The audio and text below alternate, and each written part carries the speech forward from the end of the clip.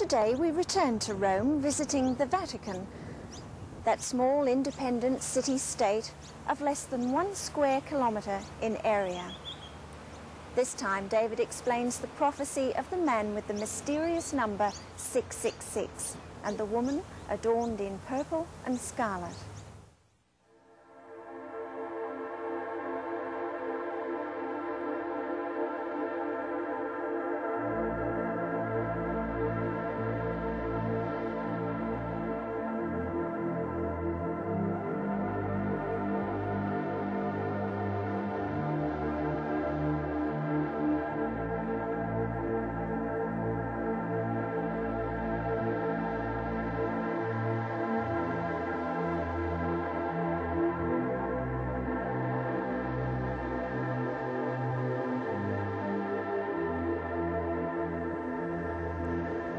Well, we are back at St. Peter's in Rome again today, and we're looking at the Vatican not so much as a religious organisation, but rather a political organisation, for that's what it is.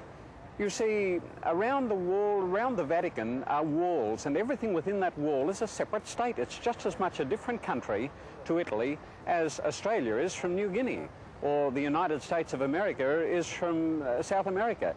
It is an entirely separate country. And the Pope is not only the head of the church, he is the king of a country. And he has ambassadors in just about every major city and country around the world. And so this is a separate state. It has its own postal system, its own postage stamps, it has its own radio, and it has its own police and its own Swiss guards. In other words, it is just a separate state altogether. And that is the way in which we want to look at it in this program. In Revelation 12:2, it says, "The dragon gave him his power and his throne and his great authority." In other words, pagan Rome was to hand over its throne and authority to papal Rome. And this happened in the 5th century AD, when the Roman emperors were obliged to vacate Rome, and the vacuum was filled by the Pope of Rome. And one of the titles of the Roman emperor was Pontifex Maximus, meaning great bridge or great head. And you will notice that above this door there is the same title applied to the Pope of Rome, Pontifex Maximus.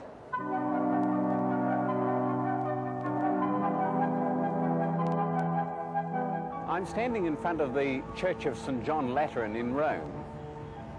This is one of the oldest, very oldest churches in Christendom. Out the front of the church is an inscription which says that this is the mother and head of all churches, which seems to fit the prophecy very significantly. This prophecy also speaks about this woman adorned in purple and scarlet. And these, of course, are the colours of the Roman Catholic Church. The cardinals wear scarlet, brilliant scarlet robes, and the bishops wear purple. Revelation 17:4 also says, "The woman was arrayed in purple and scarlet and adorned with gold and precious stones and pearls." Inside St. Peter's of Rome is a treasury, and you've just got to go in there to believe just some of the fabulous treasures you see. It really puts the crown jewels in London into the shade. You see, whenever a pope dies, all his jewels, his crown, his precious things are all stowed in the treasury. They're not passed on to the next pope. The next pope, of course, will have his own. And so you've got all these things, and even what the visitor sees there is only the tip of the iceberg.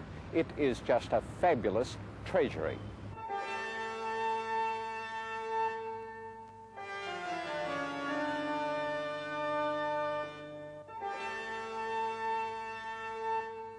Now, at the head of this church is a man. And it says in Revelation 13:18, "Here is wisdom, let him who has understanding calculate the number of the beast, for it is the number of a man, his number is 666. Now, it tells us here in the Bible that it is the number of his name, or title, that means. Now, the Pope of Rome has many titles, but one of them is Vicar of the Son of God. Now, you know that Latin letters also have numerical value, so it's just a matter of adding up the numbers in the title that I'm referring to.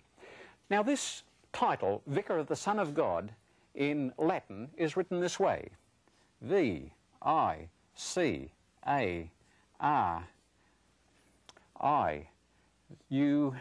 which is always a V in Latin, S. Son of, F-I-L-I-I, of God, D-I. Now, anyone reading Latin will see not only letters here, they'll see numbers, you see.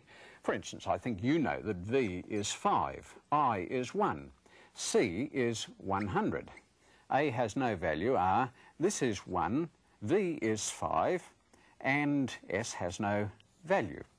So, what have we got here? 112, is that right? 1, 1, 2. Over here is 1, and L is 50, and 1, and 1, so what have we got here? 53, right? You with me? And D is 500, E is nothing, and I is 1. So we have here 501. Now, putting them all together, we've got 53 and 112, and if you've got your calculators handy, add it up, and what have you got? 666. The scripture says it is the number of the man, and it's his title or name, and it is 666. In Revelation 17 and in verse 6, John says, "And I saw the woman drunk with the blood of the saints and with the blood of the martyrs of Jesus. And when I saw her, I marveled with great amazement." John just couldn't believe his eyes to think that a professing Christian church represented by the woman would be drunk with the blood of God's saints. But of course that's what happened. Go into the Church of the Jesuits in Rome, and there is a large statue of the woman with hand upraised, and beneath her, she's trampling on them, are the bodies of Luther and Calvin. Now these were great men of God who protested against the abuses of the Roman Catholic Church. And the church is depicted by herself as destroying them. And that, of course, is what it has done to millions of the martyrs of Jesus. They have perished in terrible agony. And no wonder John saw this woman drunken with the blood of the saints. In Revelation 17 and in verse 4, it says, "The woman was arrayed in purple and scarlet, and adorned with gold and precious stones and pearls, having in her hand a golden cup full of abominations." Now, what are these abominations that were in the golden cup? Well, obviously, they are the false teachings of this church. And what are they? Well, I'll just mention a few. Take, for instance, the question of salvation by works. At St. John Lateran Church, just across the other side of the road, you will find there what is known as Pilate's staircase. And there you will find people going up there on their knees. Have you ever tried to walk up a staircase on your knees? I suggest you try sometime. It's a difficult thing. And I respect the piety and the sincerity of people who do this. But to me, it is a sad thing that they have lost sight of the wonderful truth that great peace have they that keep thy commandments, and the just shall live by faith. And here are people trying to be justified by their good works. Whatever their motive is, it's the wrong teaching. And then there's the confessional. You know, it says over here in the book of Timothy, 1 Timothy 2 and in verse 5, "There is one God and one mediator between God and man, the man Christ Jesus." There's only one mediator, and that is Jesus. And so it is quite improper for a priest to mediate between God and man. But that's what the confessional is all about. And then, of course, you've got the doctrine of the immortality of the soul. In Rome, there is a church called the Church of the Capuchin Fathers. And there, inside, are some very beautiful bones. Actually, there were 4,000 members of holy orders that were buried there, and then their bones were placed on the ceiling, on the walls, all over the place, making all these beautiful designs. And what was the idea? In front of the altar of this church, there is an inscription which says, dust, ashes, nothing. And that's the concept of this present, real life. It all ends. And the concentration is on the immortality of the soul. This is a wrong doctrine. It's based on tradition and certainly not on the Bible. And then, of course, you've got Sunday keeping, which is certainly not supported by the Bible. So here in this golden cup are all these false teachings. Now it says here in Revelation 17 and in verse 5, on her forehead a name was written, Mystery, Babylon the Great, the mother of harlots. So this is the mother church and of the abominations of the earth. All right, now if this is the mother church, who are these daughters that are mentioned here? Well, wouldn't I be justified in saying that these daughters would be any church that follow the teachings of Rome contrary to the Bible? Isn't that fair enough? I think so. And so what does the divine message have to say about this?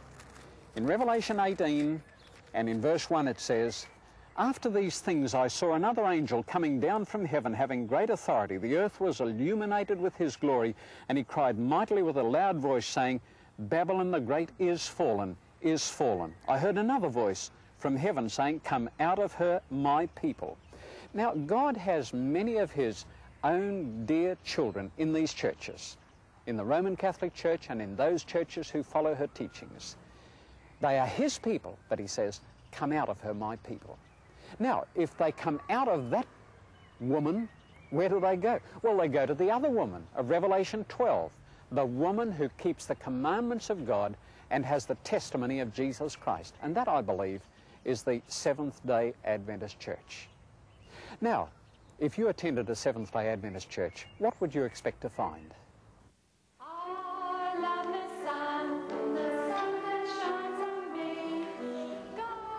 Sabbath school usually begins at 9:30 and consists of Bible classes for both adults and for children.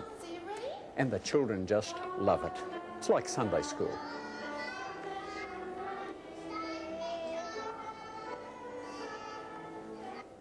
God's word says that most churches commence their church service at 11 o'clock, and it includes the preaching of the Bible. This morning, some aspect of this text that will greatly encourage you. I'm finding many parents are becoming increasingly discouraged when it comes to their prayer life relating to their children.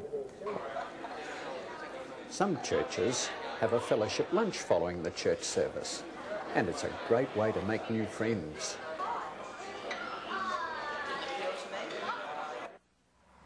Where would you find a Seventh-day Adventist church in your town?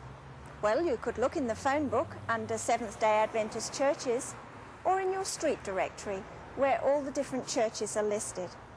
If you have a friend or a neighbour who's a Seventh-day Adventist, I'm sure they'll be more than happy to tell you where their nearest church is. I know that you'll find a warm and friendly welcome waiting for you there.